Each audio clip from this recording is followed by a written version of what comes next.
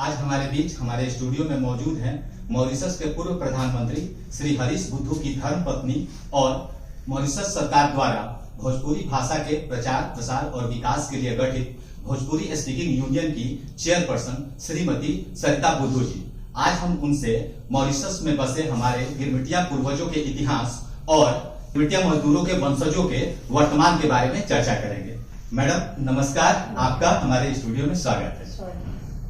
सबसे पहले हमारा ये सवाल रहेगा मैम कि बिहार आकर आप कैसा महसूस करते हैं? बिहार तो मुझे ऐसा लगता है जैसे कि मेरा और एक घर है, मेरा होम है, क्योंकि पता नहीं कई शायद 50 बार मैं आ गई हूँ जब से मैं पढ़ाई कर रही थी 1963 से 66 तक कलकत्ता यूनिवर्सिटी में। तो मेरे पिताजी ने मुझे एक इंडिया टूर करवाए थे। उस समय 64 में मैं बिहार आई हुई थी और पटना यूनिवर्सिटी आदि गए थे। और उसके बाद फिर जब मैं दोबारा लौटी तो 1983 में 1983 से लगातार 40 साल मैं आती रहती हूँ, कभी 2 बार कभी 3 बार। तो बहुत लगाव है, बहुत जुड़ाव है। आप मॉरिशस में बिहार की चौथी पीढ़ी हैं जी। जब आप बिहार आती हैं हाँ। तो वो उस पीढ़ी को लेकर आप कैसा महसूस करती हैं? बिहार को आप कैसे देखती हैं? तो मुझे तो हम लोग मॉरिशस में ये महसूस होता है कि यहीं से हमारे पूर्वज लोग गए थे। तो वो जो लगाव है, जो खून का रिश्ता जो है, संस्कृति का, सभ्यता का, रीति रिवाज आदि का, तो हमको खींच लाते हैं। इसीलिए मैं आती हूँ इतने बार, और यहाँ के लोगों के प्यार के, प्रेम के, स्नेह से मैं आती रहती हूँ। 1834 में इंडेंचर सिस्टम लागू हुआ और उसके बाद बिहार के मजदूरों को सोना मिलने का सपना दिखाकर मॉरिशस, गुयाना, फिजी, सूरीनाम, दक्षिण अफ्रीका, न जाने कितने देशों में भेजा गया। ये जो यात्रा रही कोलकाता के पोर्ट से और मॉरिशस की 2 महीनों की यात्रा, इसमें न जाने कितनी जाने गई। उनकी कहानियां कहीं नहीं। आज जो लोग बच के वहां पहुंच गए उनकी कहानियां हैं। उस जहाज की यात्रा का कुछ वृतांत हम आपसे सुनना चाहेंगे। हाँ, यही इसीलिए तो इस दौरे पर जब मैं यहाँ आई 12 जनवरी को, तो मैंने मन कर लिया था अपना प्लान कि मैं कोलकाता जाऊंगी।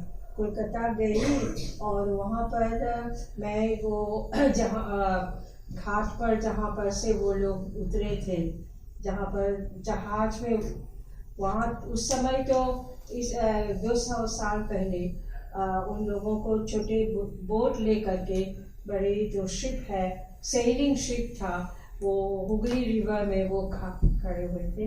तो उनको इस तरह से ले जाए जाते थे और चढ़ाते थे बोट में, और फिर वहाँ से बे ऑफ बंगाल और इंडियन ओशन तक पहला पोस्ट जो हुआ था तो वो मॉरिशस था। इसीलिए ब्रिटिशों ने कहा कि ये इज अ ग्रेट एक्सपेरिमेंट,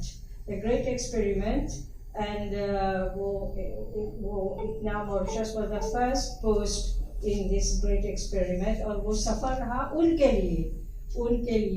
लेकिन इसी दौरे में 2 महीने तक आप सोच लीजिए, उस समय जब सेलिंग शिप्स था और मानसून का समय कभी था, कभी तूफान, आंधी, जो लोग कभी भी अपने ज़मीन छोड़कर कहीं और नहीं गए हैं, अपनी ज़मीन से जुड़े हुए थे, लेकिन उनको इस तरह से वो जो काला पानी क्रॉस करना पड़ा, और जो बोलते थे, और 7 समुंदर पार।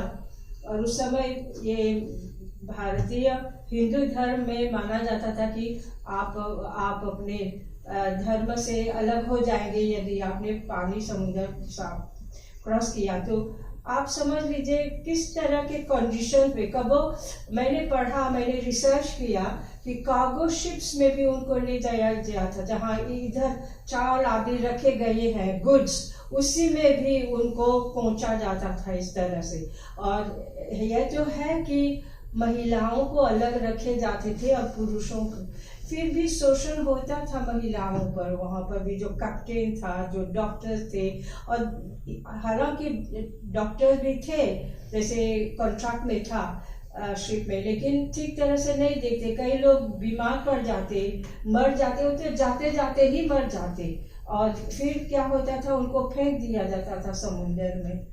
तो इस तरह अब गांधी जी ने भी एक्सपेरिमेंट किया कि किस तरह से, किस कंडीशंस में वो शिपिंग का था, बहुत ही अनलिवेबल, उस तरह से उन लोगों को लदा कर ले आए गए।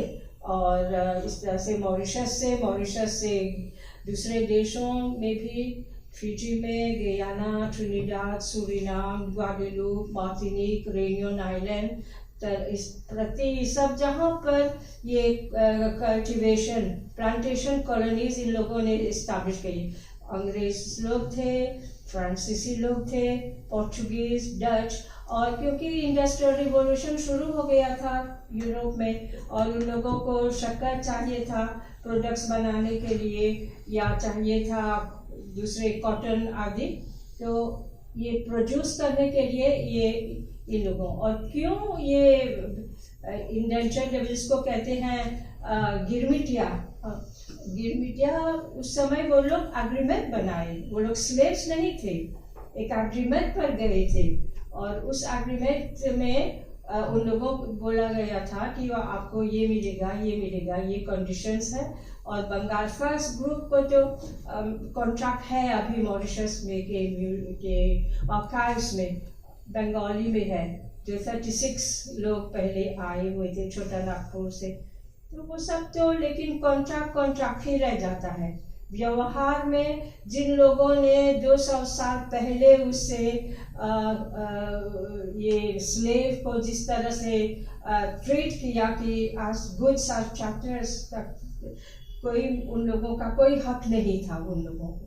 तो वही माइंडसेट है जब इंडियन इंडेंचर्ड लेबर आए, हालांकि कॉन्ट्रैक्ट पर थे, लेकिन वो कॉन्ट्रैक्ट को उन लोगों ने वही व्यवहार किया उन लोगों से। तो बहुत जुल्म था, बहुत ही दबाव, बहुत ही 100 साल तक तो भारतीयों का कोई मोल ही नहीं था, कोई पूछता ही नहीं था मॉरिशस में। ये भी कहीं पढ़ा मैंने कि वहाँ कॉलोनियल पावर्स के द्वारा, जो भी सुगर स्टेट्स थे उनके द्वारा, जो बिहारी मजदूर वहाँ थे इंडेंचर सिस्टम के तहत, उनको फोर्स किया जाता था कि आप बच्चे ज़्यादा पैदा करें ताकि उनके लिए लेबर फोर्स मिल सके।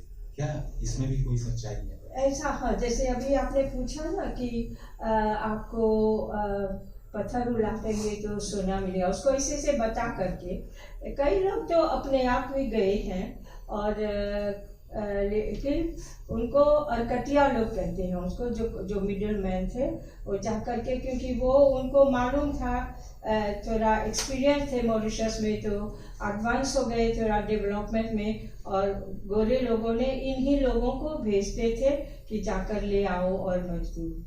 और एक समय तो था कि ब्रिटिश लोग सोच रहे थे, क्योंकि ब्रिटिश राज कलकत्ता में था, सिटी बेस्ड, और मॉरिशस में भी, और ये प्लांटेशन कॉलोनीज में भी, तो वो सोच रहे थे कि मॉरिशस में पूरा एक इंडियन कॉलोनी सेटअप करें। लेकिन फिर भी ब्रिटिश सेक्रेटारिएट इंग्लैंड में नहीं मंजूर दिया, तो फिर ये आते जाते रहे। और जो सिरदार बोलते हैं, जैसे आप जो कह रहे थे कि वो जो थोड़ा डेवलप हाल से बहुत जल्दी से वो प्रोग्रेस कर लिए, क्योंकि यहाँ से लोग जो गए थे सभी लोग तो मजदूर ही नहीं गए थे, कोई कितने लोग के खेत आदि सब थे, दुकान, छोटे छोटे चीज़ें, छोटे उस समय के 200 साल के डेवलपमेंट तो हुआ नहीं था यहीं पर भी।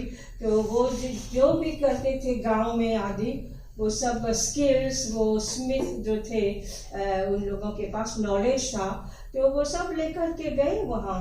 और बहुत जल्दी से 4 साल के बाद ही, जैसे 4 साल के बाद जब गिरमिट बंद उनका हो गया कॉन्ट्रैक्ट, या तो वापस आते थे या तो वहीं रहते, और वहीं रह करके पैसा, इंडियन लोग बहुत ही वो है, बहुत ही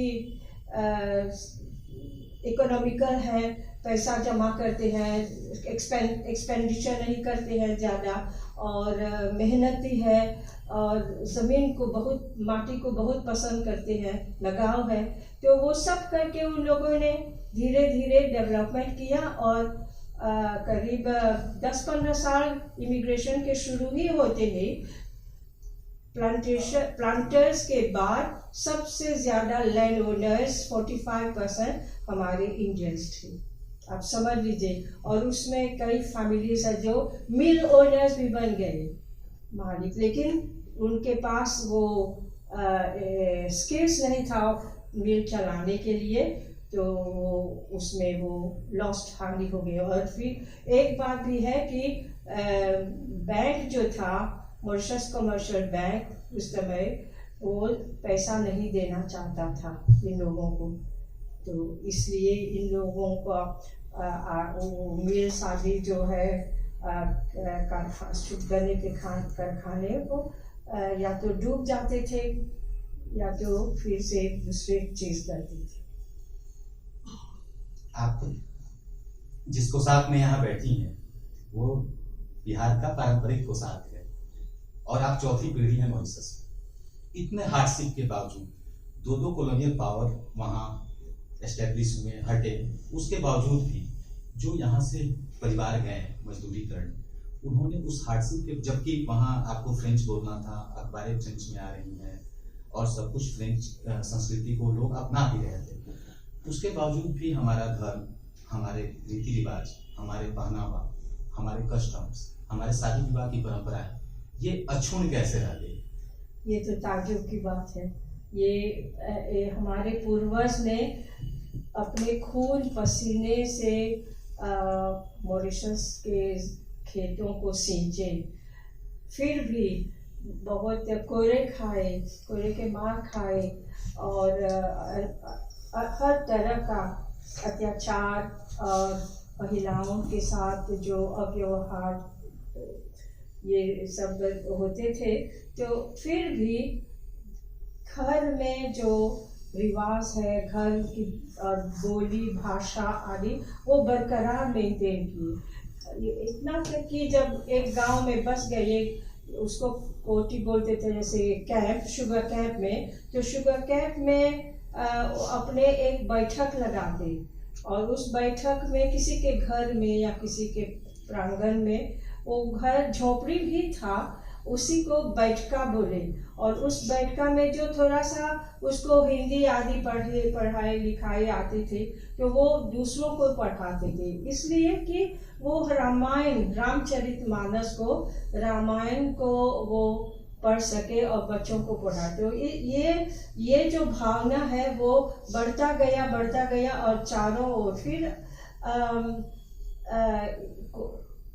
उनमें से कई लोग जो गए, चाहे वो अंग्रेजी फ्रेंच नहीं जानते थे, लेकिन उनके भीतर जो ज्ञान था, ज्ञान का भंडार जो था, तो वो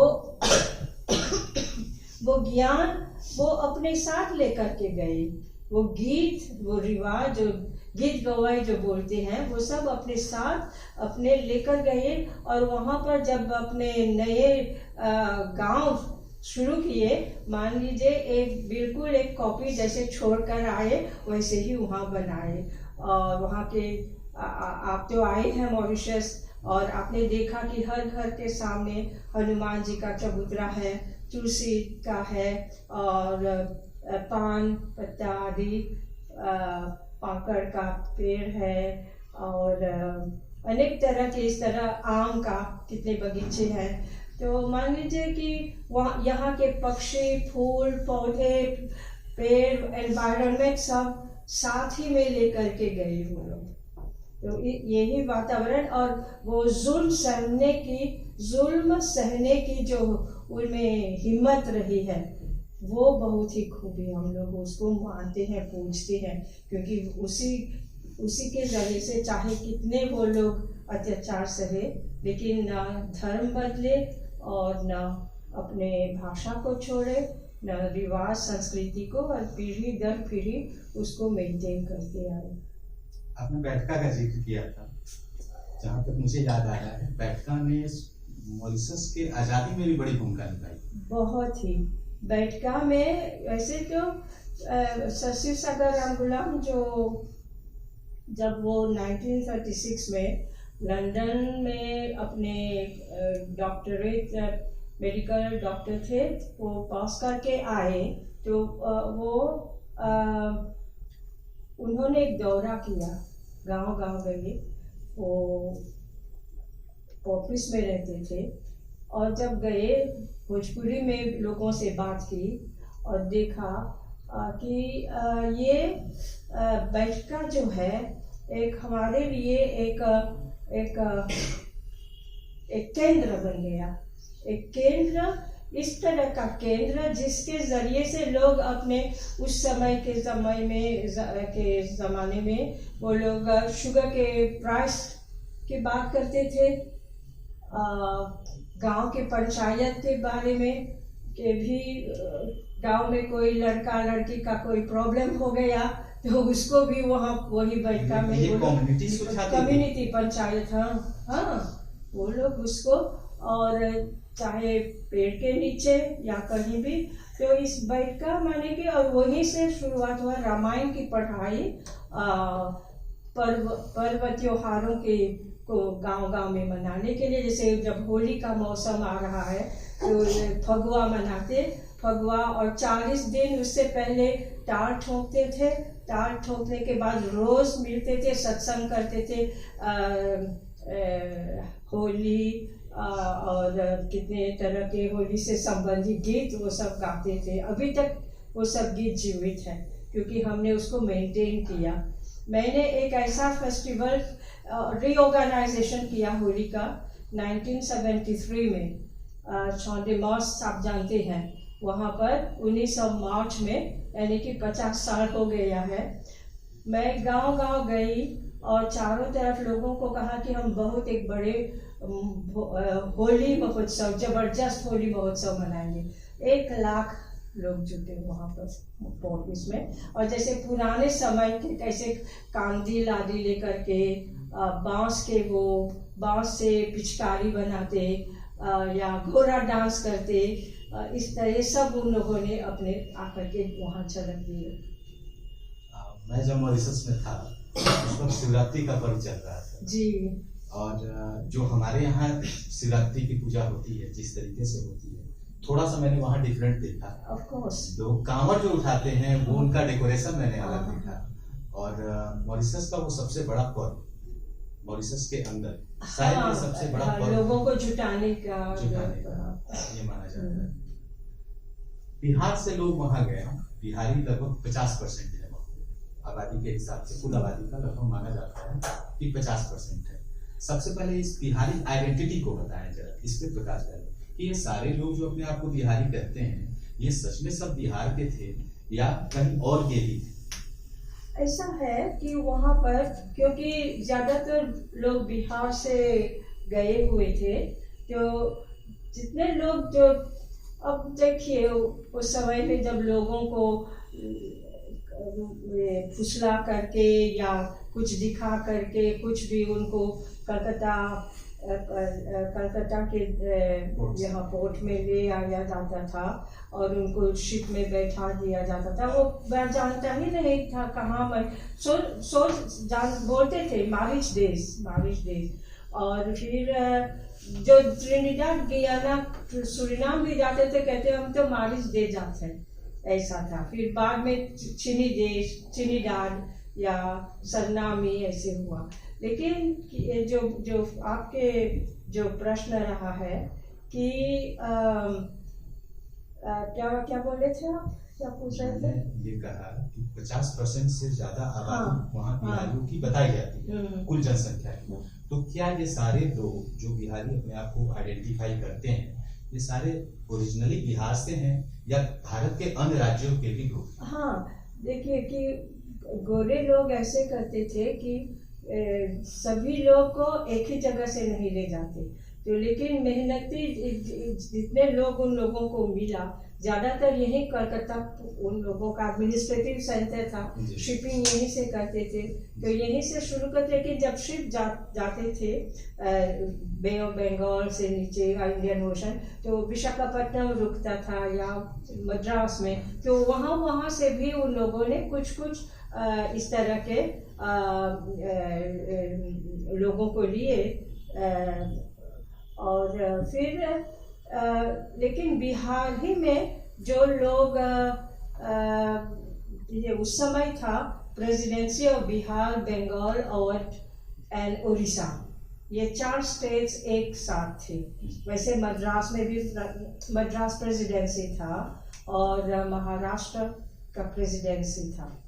तो इस बहुत बड़ा इलाका जो है यहाँ नॉर्थ ईस्ट इंडिया में, इसी के दरमियान से 24 डिस्ट्रिक्ट से लोगों को लिया जाएगा। लेकिन जब पूछते हैं मॉरिशस में कि कहाँ से आए बाने, तो कहेंगे हम बिहार से आए। लेकिन अब इजी होता है लोगों के लिए, क्योंकि हम लोग डेवलपमेंट किया कि ट्रेस योर रूट्स, आपको जड़ खोजने में आपको बहुत आसान हम मदद करेंगे या ऐसी बात। तो बहुत से लोग आए और मिले। तमिल वाले जो गांव में रहते थे ना, तमिल, तेलुगु, मराठी, गुजराती, सभी लोग भोजपुरी बोलते थे। वो इतना तलक कि वहाँ के जो गोरा था वो भी उसको भोजपुरी भोजपुरी भी ना बोला जाता, कलकतिया कहे कि, और बिहारी लोग को बोला जाता कि कलकतिया लोग है। और तो कलकतिया लोग कलकतिया बतियाता। मालिक भी जो साहिबुआ रहा, तो वो भी उसको बोलना ही पड़ा था वो भोजपुरी में, और कौन भाषा वो लोग समझेंगे। और चाइनीज जो दुकान खोले गांव में चारों तरफ, तो वो भी भोजपुरी में बोलता था, कलकतिया ही बोलता था। अपना एक नोटबुक रखता था और उसमें चाइनीज में लिखता था, हाँ कितना चावल लेबे, कितना दूध, कितना चीनी, कितना आटा, इस तरह से। तो जो वो लोग वीकली पर लेते थे रेशन। इसी तरह से भोजपुरी एक लिंगा फंका बन गया मॉरिशस का। जब हम मॉरिशस में थे तो अधिकतर जगह पे बॉलीवुड के गाने खूब बजते थे, हिंदी गाने। आप बस में चले जाइए, लोग आपस में क्रियोल में बात कर रहे हैं, बट भोजपुरी हिंदी गाने बसों में बज रहे हैं, आपको रेस्टोरेंट में बज रहे हैं, बाजार में बज रहे हैं।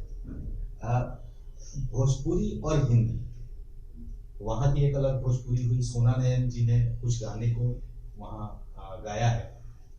आप बिहार के जो भोजपुरी गाने हैं उसमें से कुछ पसंद करती हैं? कोई पसंदीदा गाना है आपका? कौन? भोजपुरी गाने। आप भोजपुरी स्पीकिंग यूनियन की आप प्रेसिडेंट हैं? जी।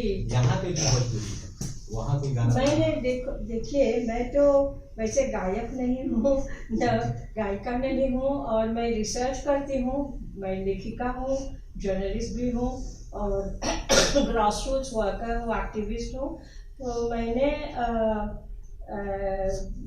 जानने के लिए बहुत सारे भोजपुरी बेल्ट का दौरा किया, और ये सब से मैंने निचोड़ करके कई बुक्स लिखे हैं, जैसे भोजपुरी ट्रेडिशंस इन मॉरिशस, मॉरिशस की भोजपुरी परंपराएं, भोजपुरी बोला, भोजपुरी का सहज ग्रामर, वो सब मैंने लिखे। फिर कन्यादान जो रीत रिवाज है, और जैसे कि गीत गवाई लेटेस्ट जो आए हैं, यहाँ तक कि यहाँ से जो गीत गए हैं वहाँ पर, संस्कार गीत, वो सबको महिलाएं जो शादी ब्याह के समय गाते हैं, वो सबको बटोर करके रखे, वो अपने हमेशा गाती रहती थी। तो उसको हमने यूनेस्को, मॉरिशस सरकार ने यूनेस्को में भेजा, और यूनेस्को उसको मान्यता दिया दिसंबर 1 को 2016 में। तो तब से मान लीजिए ये सब फिर मैंने देखा कि ऐसे गीत हैं वहाँ जो अभी तक यहाँ पर भी गाए जाते हैं। छपरा में मैंने सुना, पटना में, दिल्ली में, यहाँ कहाँ कहाँ संस्कार के गीत, संस्कार के गीत, संस्कार विवाह के, उनके अन्य जो जैसे कि खाई के गाई के गोबर महादेव, अंगना लिपाई के गजमोतिया हो महादेव, चौका पूरा सुनो ए शिव, शिव के जोहार सुनो ए शिव। बहुत खूबसूरत ये है। फिर एक जब सांझ पहले संध्या के गीत से शुरू करते हैं, तो ये यहीं से गए हैं ये सब गीत। और ये आपको ताजुब की बात बताती हूँ कि जब अमिताभ घोष ने सी ऑफ कॉपीज लिखा, तो मॉरिशस हाई रिसर्च किए, भोजपुरी पर रिसर्च किए, और मैं नहीं जानती थी, और उन्होंने मेरे किताब लिया, और उसमें से जो है एक संध्या की गीत मैंने उसमें लिखे हैं।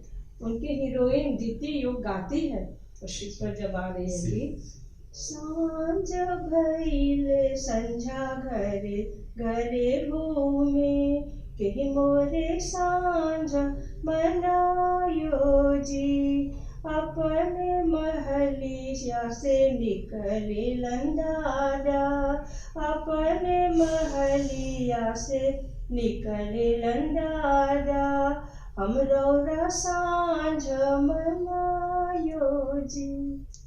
बहुत सुंदर। आपने वो कन्यादान लिखा है, उसके बारे में कुछ विस्तार से बताइए। कन्यादान मैंने उस समय लिखा 30 साल पहले जी, और बहुत प्रसिद्ध हुई, बहुत प्रसिद्ध हुई। हाँ, वर्ल्ड पूरे दुनिया भर में, और उसका लोकार्पण कई बार कई देशों में हुए। शंकर श्री राष्ट्रपति भवन में भारत में उस समय के राष्ट्रपति डॉक्टर शंकर दयाल शर्मा ने किया था, और फिर उसके बाद मॉरिशस में भी किया गया। श्याम सरन जी उस समय हाई कमिश्नर थे मॉरिशस में, और ट्रिनिडाड में, सूरीनाम, गयाना, अनेक जगह, दक्षिण अफ्रीका, लंदन में, चारों तरफ उसका, और उसकी बहुत मांग हुई। और कन्यादान इसलिए मैंने लिखा उस समय, देखिए 30 साल पहले, यानी कि 1990s में, तो उस समय बच्चे लोग बहुत वो मॉडर्न वो प्रभाव उस पर आने लगे, वेस्टर्न कल्चर। पंडित लोग नहीं समझा पाते थे क्यों ये रिवाज हम करते हैं, क्यों ये सब रीत रिवाज हम करते हैं, और ये जो समझा नहीं पाते थे। तो मैंने देखा कि कुछ तो करना चाहिए, तो मैंने सोचा एक छोटा सा पुस्तक उसको बच्चों के लिए मैं लिख दूँ, और ताकि वो जाने कि क्यों क्या क्या रिवाज करते हैं और क्यों करते हैं। लेकिन जब मैं खुद मेरे विवाह ही हुई, तो मुझे कई चीज़ें मुझे भी पता नहीं था, तो मैंने जा कर के एक एंथ्रोपोलॉजिकल स्टडी किया, और उसका वेद को मैंने, पूरे वेद को मैंने पढ़ा, और गृह सूत्र को पढ़ा, ब्रह्म सूत्र को, अनेक ऐसे पुस्तकें 100 से ज़्यादा पढ़ करके फिर मैं बैठ करके वो लिखने शुरू किया। तो जब लिखते लिखते मैंने देखा कि सिर्फ भोजपुरिया बेल्ट के लोग का नहीं है रिवाज मॉरिशस में, तमिल का है, तेलुगु का है, मराठी का है, गुजराती का है।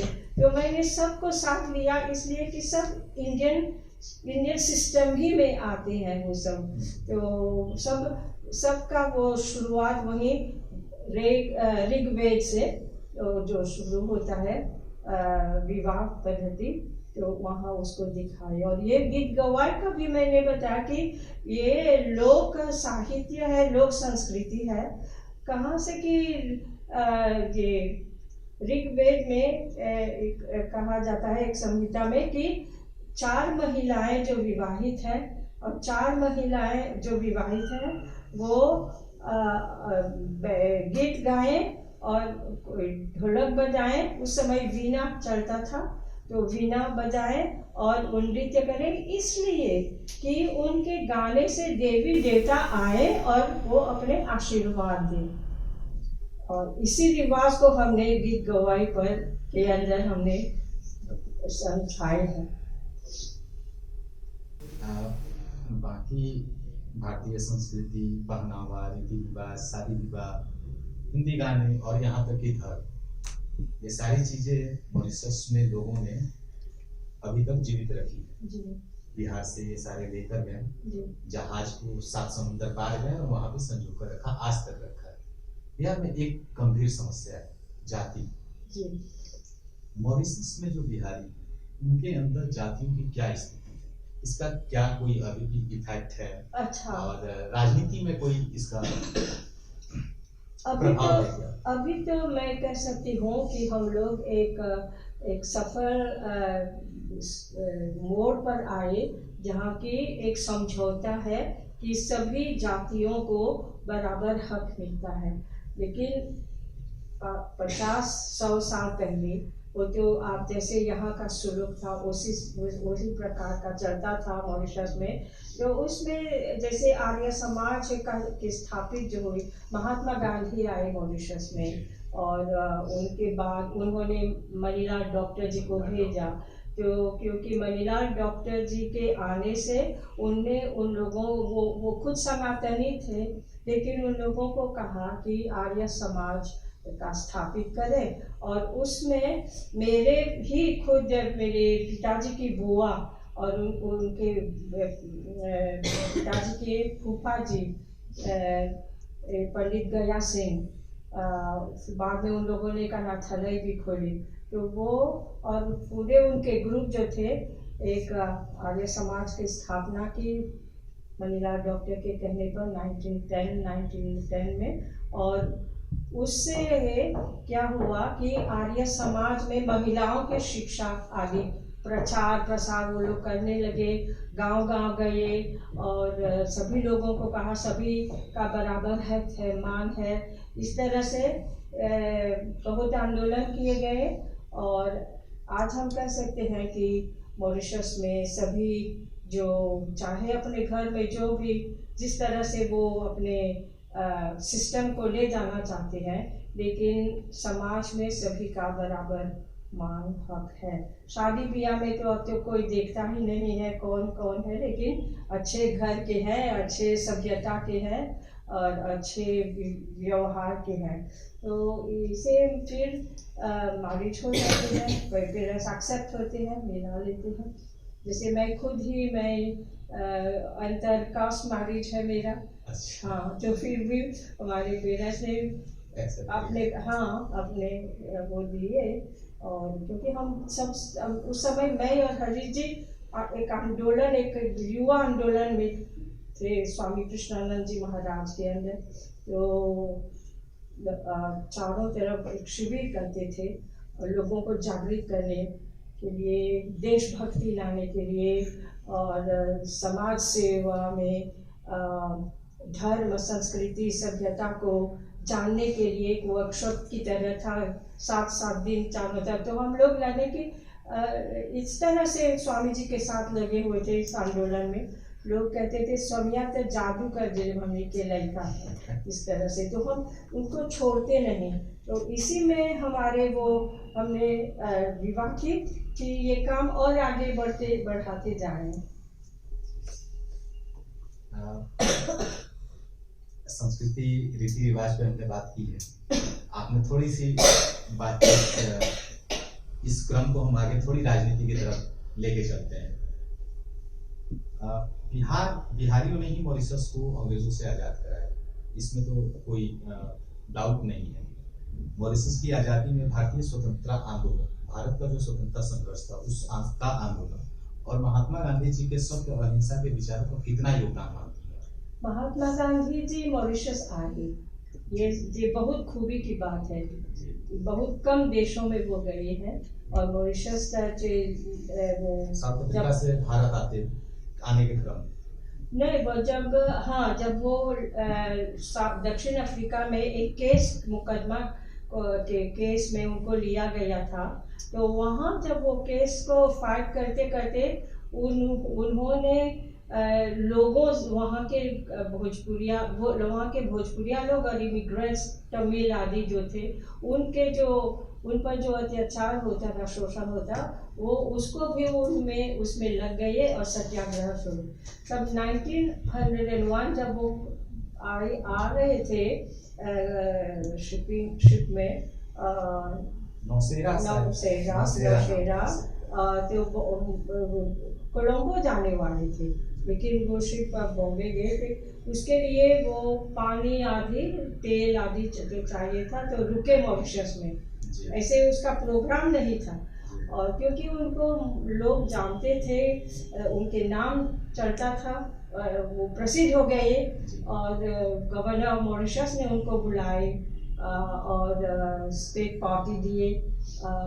मॉरिशस के बड़े बड़े ट्रेडर्स जो जमींदार थे आदि हमारे ही कौम से जो बने, वो लोग उनको तहरबाग शंगमास में उनको रिसेप्शन दिए। जब उन्होंने कहा कि मैं जाना चाहता हूँ देखने की किस तरह से हमारे जो मजदूर लोग हैं वो किस तरह से वो जीते हैं, रहते हैं, तो उनको बहुत ही धक्का लगा। तो शी वाज शॉक्ड उससे। तो कहा कि आप लोगों को जो चीज़ करना चाहिए, एक तो अपने बच्चों को स्कूल भेजना चाहिए। बच्चों को क्यों नहीं भेजते थे? सो कन्वर्शन बहुत होता था, तो डर के मारे अपने बच्चों को साथ में रखते थे। और एक दूसरी बात है कि वो काम में भी भाग लेते थे, दूसरे बच्चे को देखते थे। और फिर द्वितीय बात जो उन्होंने कहा कि बच्चों को पढ़ाओ और पॉलिटिक्स में आओ। पॉलिटिक्स में क्यों? उन्होंने कहा कि तुम अपने हक के लिए लड़ सकते हो।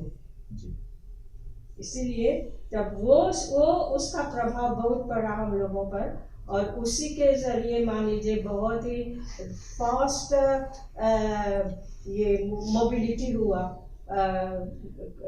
इंडियन कम्युनिटी के अंदर अवेयरनेस हुए। वही जब डॉक्टर शिवसागर रामगुलाम अपना मास मूवमेंट शुरू किया 1936 में, और इधर पंडित वासुदेव विश्वनाथ जी ने मास आंदोलन किए। वो लोगों को अपने रीत रिवाज प्रचार किया, बहुत तरह से बड़े बड़े जुटाव उन्होंने किए। तो इससे लोगों में अवेयरनेस आए, और पॉलिटिकल अवेयरनेस भी आए, इकोनॉमिक अवेयरनेस भी, सोशल मोबिलिटी भी, ये सब आए साथ में। लेकिन एक और बड़ी महत्वपूर्ण बात है कि मॉरिशस की आज़ादी की जो तिथि तय की गई वो महात्मा गांधी के दांडी मार्च से ली गई, जो 12 मार्च की तिथि है। जी, कुछ इस तरह इसकी पीछे की कुछ स्टोरी है क्या, और भी कोई इंटरेस्टिंग? नहीं, ये 12 मार्च का जब शिवसागर रामगुलाम पढ़ रहे थे लंदन में, तो उनके मुलाकात कई कांग्रेस लीडर से आए, और इंडियन कांग्रेस मूवमेंट जो स्थापित किए गए थे लंदन में, उसका वो प्रेसिडेंट भी रहा है। शिवसागर रामगुलाम, हाँ, वो उन लोगों से जुड़े हुए थे, कृष्णा मेनन आदि। और उन्होंने तब ही भारतीय इतिहास आदि के बारे में फॉलो किए, गांधी जी के बारे में जो 12 मार्च को दंडी मार्च हुए, तो वो उन पर वो इट मार्क्ड हिम। उनके दिमाग में आ गया कि मैं जब मॉरिशस को स्वराज दिलाऊंगा तो 12 मार्च को उन्होंने तय कर लिया था कि इसी डेट को करूँगा। और रिपब्लिक भी जब अनिरुद्ध जगन्नाथ ने मॉरिशस को ये घोषित किया, हाँ, रिपब्लिक घोषित किया उसी डेट को, 12 मार्च को। अब थोड़ा सा इस बातचीत को हम थोड़ा सा लाइट करते हैं। आप भारत अक्सर आती रहती हैं, जी। तो लोग कहते हैं जी। कि मैं ज्यादातर भारत में रहती हूँ ज्यादातर। और वहाँ पर मॉरिशस में ट्रांजिट करती हूँ। मैंने ये सुना वहाँ हिंदी साहित्य सम्मेलन में भी लोगों ने ये कमेंट किया था आपको लेके। और एक बार तो यहाँ पर कहे गए थे कि सुशील मोदी जी पूछ रहे थे जी से आप कब आए, तो अरे इनका तो घर यहीं है। ऐसा मैं ये जानना चाह रहा था कि आपका कोई बॉलीवुड से जो बिहार भारत में है उस हिंदी सिनेमा जो है उससे कोई पसंदीदा एक्टर एक्ट्रेस है क्या? देखिए, बचपन से हम लोगों का ये एक नया एक कला है जो 100 साल से ज़्यादा से चलता आ रहा है और मॉरिशस में भी इसका प्रभाव बहुत बड़ा। और मैं कह सकती हूँ कई लोग ऐसे हैं जो कि हिंदी सिनेमा के ज़रिए से हिंदी सीखे हैं।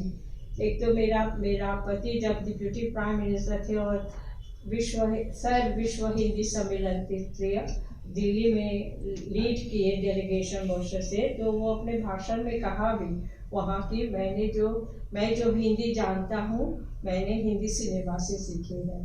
तो इस तरह से बहुत से लोग, और मॉरिशस में आप देखेंगे कि नॉन इंडियंस भी बहुत पसंद करते हैं, हिंदी गीतों को गुनगुनाते हैं, जानते हैं और गाते हैं भी। मैंने देखा हर जगह पर, हर जगह पर। बस में चल और रही है। मेरी बात जो है तो हर एक युवा की तरह मैं भी गीत गाती, हम लोग पसंद करते थे, सिनेमा देखते थे आदि, लेकिन अभी मैं सिनेमा नहीं देखती हूँ।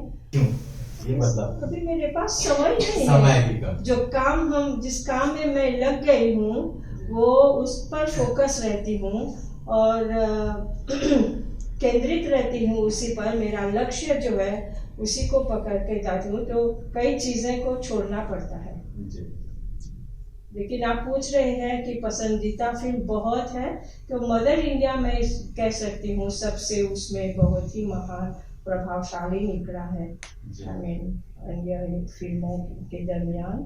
और आजकल तो नहीं देखती हूँ और ना हीरो हीरोइन का भी कोई वैसी चॉइस है। मॉरिशस में भारत के प्रधानमंत्री नरेंद्र मोदी जी बहुत फेमस जी, इतने फेमस है, लोग कहते हैं मॉरिशस। क्या राज है इसका? राज है कि चीरते हैं कि इतने वो पॉपुलर है। अरे देखिए, मॉरिशस जो है ये तो स्वाभाविक है कि जो लोग इतने लोग भारत से आए हैं वो तो बॉन्डिंग जो है, वो जो रिलेशनशिप जो है, जो हमारे रिश्ता है वो तो बरकरार मेंटेन किया गया है, चाहे आप किसी पीरियड में आप देखेंगे। और हमारे मॉरिशस में भारतीय आने से पहले ही वहाँ के जो गोरे लोग थे इंडिया आते जाते थे, बिजनेस करते थे, ट्रेडिंग करते थे, शिपिंग करते थे।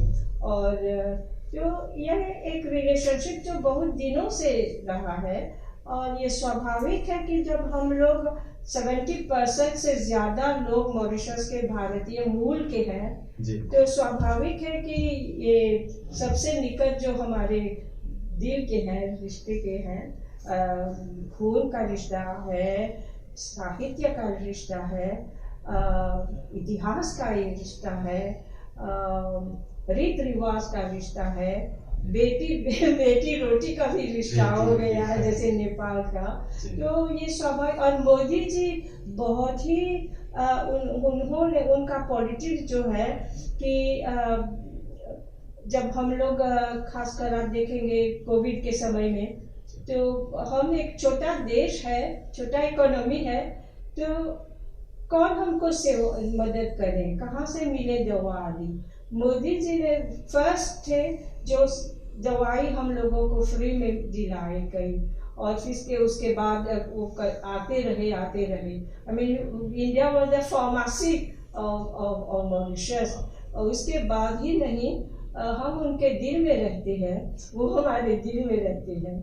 वो हमारे डेवलपमेंट, मॉरिशस की डेवलपमेंट, जैसे अभी Mauritius is the first developing financial centre और ये इसमें ट्रांसपोर्ट की बहुत आवश्यकता है, अल्ट्रा मॉडर्न ट्रांसपोर्ट, तो मेट्रो उन्होंने बनवाए।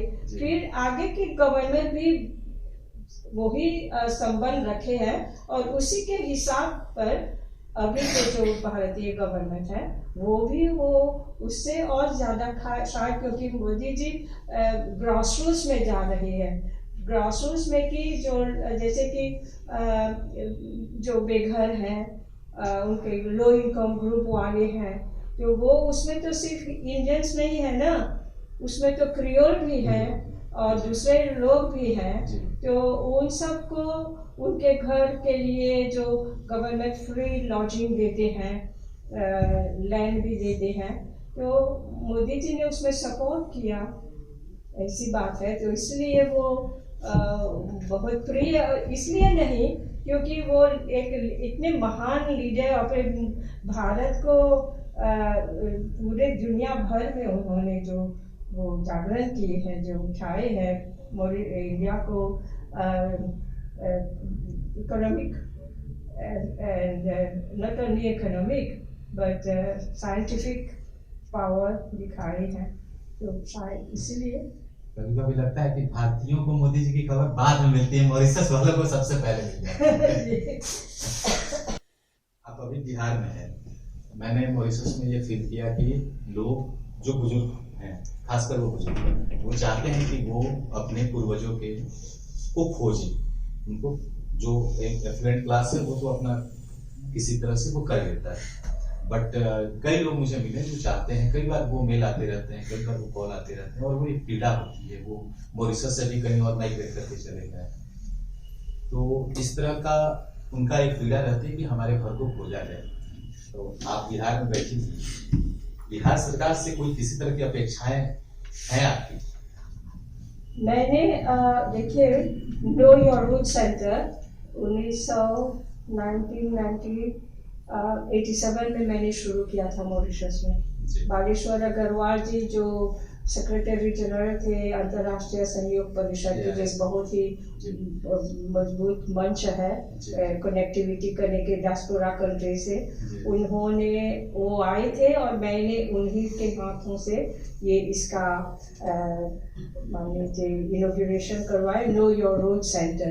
तो उस समय काफ़ी वो जानकारी नहीं था लोगों के पास, ना प्रवासी घाट शुरू हुआ था, तो उसमें ये लोग मैं मदद करती थी उनको ट्रेस करने के लिए। बाद में जब नीतीश जी मॉरिशस आए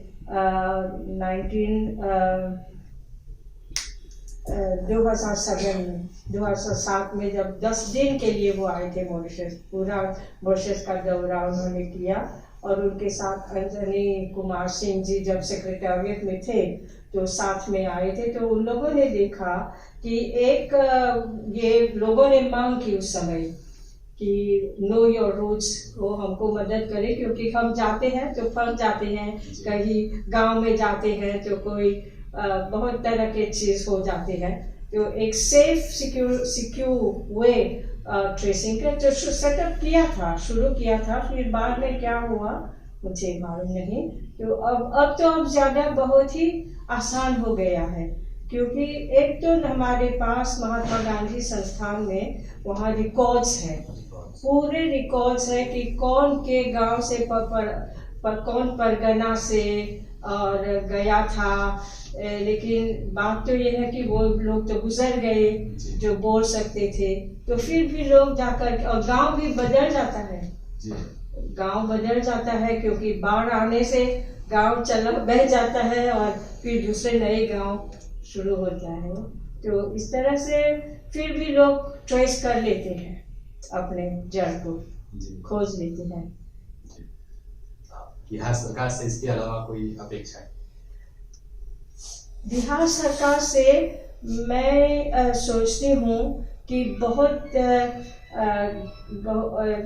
और ज़्यादा संबंध होना चाहिए, काफ़ी नहीं है, नहीं है, क्योंकि मैं देखती हूँ तेलुगु लोग, तमिल लोग, मराठी लोग, वो लोग बहुत आसानी से अपने अपने स्टेट से वो लोग मिलते हैं और उनको जो मांग करते हैं उनके, जैसे कि महाराष्ट्र के सरकार ने डोनेट किया एक पूरा शिवाजी जी, छत्रपति शिवाजी का शानदार मूर्ति, और भवन में भी उन्होंने मदद की है भवन बनाने में, मराठा भवन में।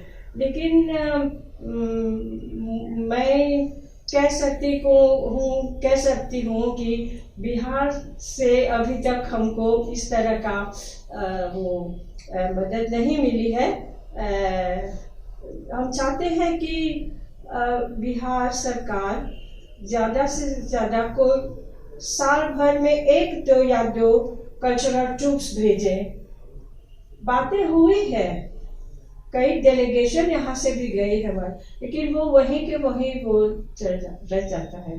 तो उसको मेंटेन करना चाहिए, या तो एक एसोसिएशन होना चाहिए तो उसके ज़रिए से, और एक जो कि जितने जैसे भोजपुरी गीतों का या भोजपुरी गायक जो हैं यहाँ के मशहूर, इतने अच्छे अच्छे गाते हैं, बढ़िया से बढ़िया, वो आए वहाँ वर्कशॉप करे, लोगों से मिले, वहाँ के लोग यहाँ आए, इस तरह का एक्सचेंज होना चाहिए, यानी कि कंटिन्यूअस। वो कब होता था जब वो कोई सोचता है, लेकिन होना चाहिए मेंटेनेंस। हम ही एक ऐसे ग्रुप है, भोजपुरिया ग्रुप, जिसको क्या कहें, टूर है। आपकी बात हम लोग नीतीश जी तक पहुंचाने की जरूर कोशिश करें। और सिर्फ यही नहीं, देखिए इकोनॉमिक लेवल पर भी मेंटेन कर सकते हैं ये डेवलपमेंट जो है, डेवलपमेंट जो हो रहा है आपसी में। बिहार से डेलीगेट्स लोग जाते हैं मॉरिशस, बिजनेस करें, क्योंकि अब तो मॉरिशस एक केंद्र बन गया अफ्रीका में जाने के लिए। तो इतने ये सब लाभ जो है ज़्यादा से ज़्यादा वो मेंटेन करना चाहिए। पॉलिटिक्स इज पॉलिटिक्स को अलग छोड़ना चाहिए, लेकिन ये जो पुल है, जो सेतु है, जैसे मैं अभी सुबह जयप्रकाश सेतु से, पहले महात्मा गांधी सेतु से आ रही हूँ, तो ये सेतु बनना ही चाहिए, छोड़ना नहीं चाहिए। ऐसा नहीं कि एक बार एक साल में कभी भी कहीं हुआ फिर छोड़ दिया। तो मेंटेनेंस होना चाहिए, मेंटेनेंस ऑफ कॉन्टैक्ट जो है वो बरकरार रहना चाहिए। सरकार आए सरकार जाए, लेकिन लोगों के जो है वो बनने, पीपल टू पीपल कनेक्ट होना चाहिए, ये होना चाहिए। और गवर्नमेंट के लेवल से और सरकार ही जो मेंटेन वो ही कर सकती है। जो सरकार अभी जो है वो ही अभी है, तो उसी को करना चाहिए। तो ये नहीं बन पाता है, जो उपेक्षा हम करते हैं वो नहीं हो पाता है। हम लोग आपकी अपेक्षाओं को सूचित करने की जरूर कोशिश करेंगे। एक आखिरी सवाल में, हाँ, अभी आप कह रहे हैं ना अंतर्राष्ट्रीय भोजपुरी महोत्सव होने जा रहे हैं मॉरिशस में। हमारे मॉरिशस के प्राइम मिनिस्टर श्री प्रवीण कुमार जगन्नाथ जी ने अनाउंस किया ऑफिशियली 2 नवंबर के दरमियान, सेलिब्रेशन के दरमियान, गिर मीडिया डे के दरमियान, कि अंतर्राष्ट्रीय भोजपुरी महोत्सव अप्रैल 2024 में करेंगे। तो इसमें हम उपेक्षा करते हैं कि बिहार सरकार से अच्छे डेलीगेशन जाएं,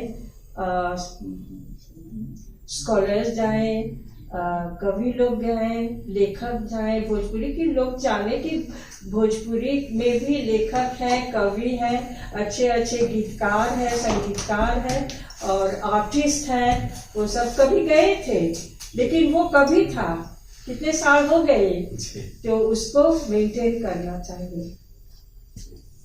एक आखिरी सवाल, मॉरिशस के बारे में एक चीज मैंने सुनी है कहीं कहावतों में, ऐसा कहा जाता है कि मॉरिशस में जिन्हें भोजपुरी नहीं आती वो प्रधानमंत्री नहीं बन सकते हैं। सच में ऐसा है क्या? हो सकता है, लेकिन कोई भी मॉरिशस के प्राइम मिनिस्टर बन सकता है यदि वो काबिल हो तो, और लोग उसको एक्सेप्ट करें तो जरूर होगा। मुझे जहां तक याद आता है, आजादी के बाद से बस 2 साल का वो टेन्योर है, हाँ। जिसमें कोई नॉन भोजपुरिया प्राइम मिनिस्टर बने हैं। नहीं तो भोजपुरिया लोग बहुत ही वो ज्यादा वो उनका जो पकड़ है पॉलिटिक्स में और सभी को साथ में लेकर चलते हैं, ये सभी को साथ में लेकर चलने की बात जो है भोजपुरिया लोगों में है। और वो क्योंकि मेजोरिटी है तो जब सभी लोग को खुश कराएंगे साथ में तो देश प्रगतिशील रहेंगे, स्टेबिलिटी, पॉलिटिकल स्टेबिलिटी रहेगा। जहाँ पर पॉलिटिकल स्टेबिलिटी न रहे तो देश प्रगति नहीं कर पाती है। और मॉरिशस ने यह भी साबित किया है और इन नेतृत्व के रहते हुए ही यह साबित किया है कि पूरे अफ्रीका कंटिनेंट के अंदर सबसे फ्लरिशिंग डेमोक्रेसी है। हाँ। सबसे वाइब्रेंट डेमोक्रेसी है, नंबर 1 इन मेनी फील्ड्स। जी हाँ, ये भोजपुरिया लोगों का ही सामर्थ्य अब भोजपुरिया लोगों की खूबी है क्योंकि उनमें ये एक वो है, अपने आप को देते हैं और सभी को संभालते हैं, सभी को ले करके चलती है, बांटते हैं। एक सप्लीमेंट्री सवाल, बिहार के लोगों के लिए आप कुछ करना चाहेंगे? मैं आपको कहूंगी कि ज्यादा से ज्यादा जहाज लेकर के आइए मॉरिशस। अब तो टूरिज्म, कल्चरल टूरिज्म जो है, हम ये अंतर्राष्ट्रीय भोजपुरी महोत्सव के दरमियान भी उसमें भी विस्तार कर रहे हैं कि ट्रेड, बिजनेस और टूरिज्म को भी इसके अंदर में आए।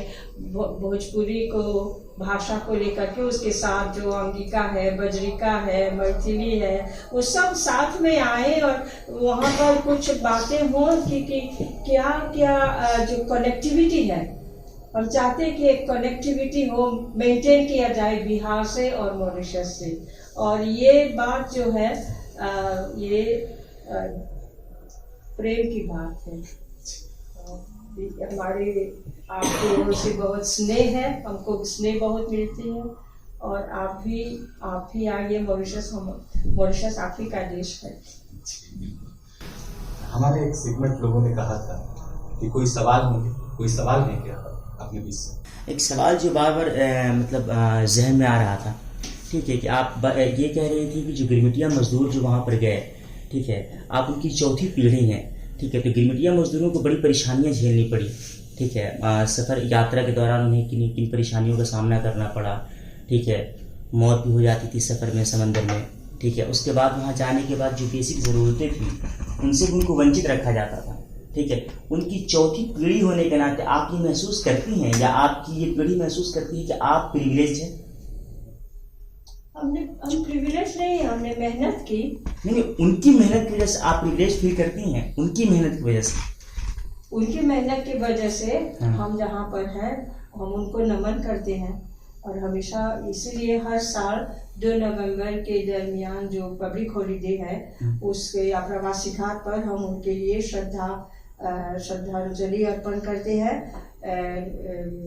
हमारे ओर से हर साल यज्ञ करते हैं वहाँ पर और नेशनल लेवल पर सरकार उसको नेशनल हॉलीडे दिया है और वहाँ पर उनको हर प्रकार के हम लोग मान्यता अर्पण करते हैं हमारे पूर्वजों को। ये तो अच्छा, मतलब सजेशन भी हो सकता है और सवाल भी हो सकता है। जो मैंने ये देखा, जो पढ़े लिखे लोग हैं या जो बिहार के जागरूक मजदूर वर्ग हैं, ठीक है, वो तो गिरमिटिया मजदूर के बारे में जानते हैं, ठीक है, उनके संघर्ष के बारे में जानते हैं, उनकी परेशानियों के बारे में जानते हैं, किस तरीके से उस महाद्वीप में जाकर के उन लोगों ने एक खूबसूरत राष्ट्र का निर्माण किया, ठीक है। लेकिन पूरे देश में, मतलब पूरे भारत देश में गिरमिटिया मजदूरों के बारे में बताने के लिए या उनके संघर्षों को बताने के लिए कुछ ऐसा काम आप लोगों ने किया है या करना चाहेंगे? मैंने अपना पूरा जीवन दे दिया है इसमें। अच्छा। इसी काम में मैं आती जाती हूँ, अपने खर्च से आती रहती हूँ। 40 साल से लगातार इस राह पर मैं हूँ और आप इतने करारा ठंड में बीमार भी पड़ गए, फिर भी मैं जारी रखी, लोगों से संबंध किया। जहाँ जहाँ मैं जाती हूँ तो वहाँ हमारे ही इतिहास के बारे में बोलती हूँ, हमारे जो कनेक्टिविटी है, जो संबंध है हमारे बीच में, उसके बारे में बोलती हूँ और क्या हमको जोड़ता है। तो हमारे वो हृदय की बात जो है हमको खींच लाता है यहाँ। तो इस तरह से अनेक लोग भी हैं, आते जाते हैं, अपने रूट्स खोजते हैं या अपने रिसर्च करते हैं। तो मैं तो चाहूँगी कि ज़्यादा से ज़्यादा युवा लोग एक्सचेंज करें, not only of my generation, जैसे कि आप लोग हैं, आप लोग का भी एक ऐसा बेल्ट होना चाहिए, मॉरिशस से जुड़े रहें, वहाँ के आपके स्तर के जो एज ग्रुप है। और ये जो आगे की बात जो है आप ही लोग ले जाएंगे ना, तो वो ये बंधन जो है मजबूत रखने के लिए, सॉलिडिफाई करने के लिए आप ही लोग कर सकते हैं इसमें। तो आप लोग आइएगा इसमें मॉरिशस से। मैंने तो पीयूष जी को कहा है, आप मॉरिशस को जानते हैं, आप एक ऑर्गेनाइजेशन करें कि युवा पीढ़ी में एक्सचेंज हो इस तरह से। आप हमारे स्टूडियो में आई और अपना कीमती वक्त दिया, इसके लिए मैं आपका बहुत बहुत धन्यवाद। मैं भी आपको बहुत धन्यवाद देती हूँ, आपने मुझे मौका दिया अपने विचारों को और लोगों के पास पहुँचाने के लिए। और मैं आशा करती हूँ कि इससे ज़्यादा से ज़्यादा हमारे बॉन्डिंग जो है, जो हमारी पहचान है, आस्था है, वो और मजबूत बने। धन्यवाद।